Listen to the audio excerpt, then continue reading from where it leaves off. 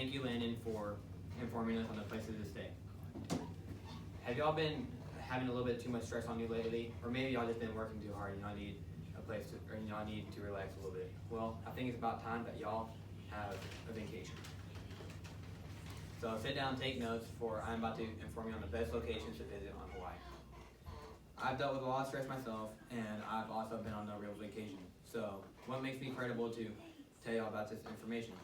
Well, I've always wanted to go to Hawaii, and I've also done a lot of background research on my own. Through research, I've discovered the best places to visit that is suitable for everybody, ranging from hiking all the way to museums. And my main sources have been Family Destination Guide, hulalandblog.com, and planetware.com. So the order of events that I'm going to tell you are, I'm going to describe 3 locations. I'm going to provide you 2 museums to learn the history of Honolulu, Hawaii, or just Hawaii in general. And I'm going to be discussing the prices of each location. So, first up, Diamond Head. Diamond Head formed around 300,000 years ago from the eruptions of an old volcano called Ko'olau.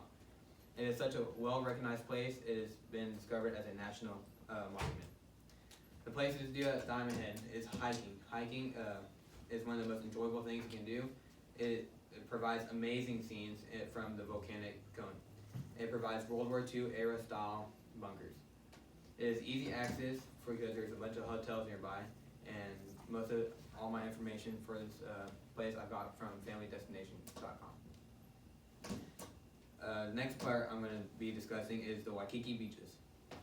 It is easily one of the most popular attractions in Honolulu, Hawaii, and it provides such panoramic views of the cities and sunset. It is just really beautiful over there.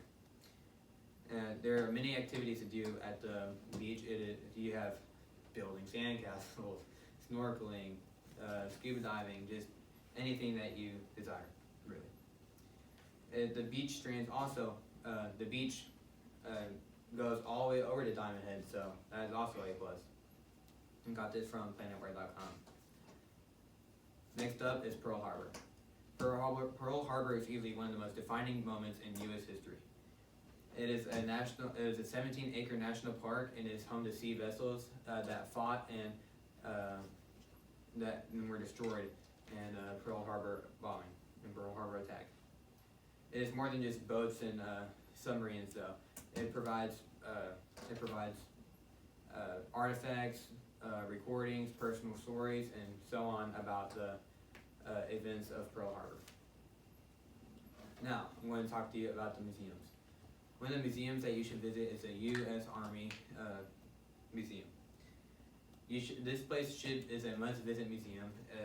It provides a variety of info stating from wars, equipment, and so on and so on.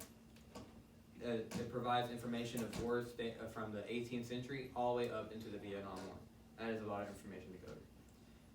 Also, what's really cool is the building was also used to defend Pearl Harbor and Honolulu if it was ever attacked, or Hawaii if it was ever attacked. The next museum that I'm going to be talking about is the Bishop Museum. It is criminally underrated as it contains artifacts and history of Hawaiian and Polynesian people of Hawaii. It is more than what meets the eye, however. It provides a planetarium and a science center farther back into the museum, which makes it worth the money.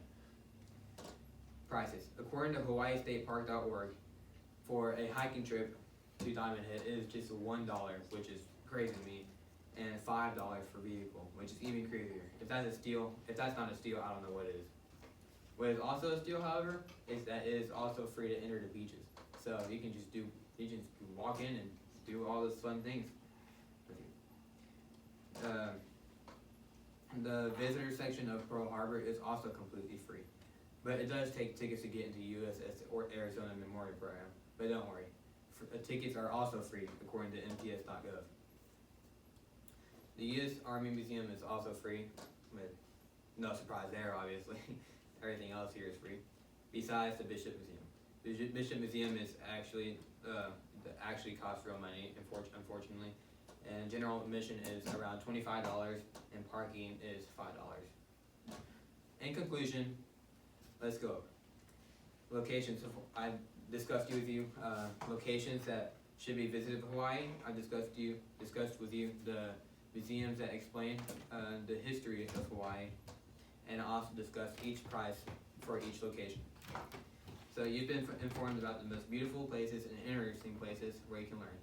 So, if you're ever stressed from work, or you've just been working a little bit too hard, you just need to relax, go to Hawaii, go get a tan, have some fun, and most importantly, find a place to eat, as Madlyn Bunton will show you in the next beach.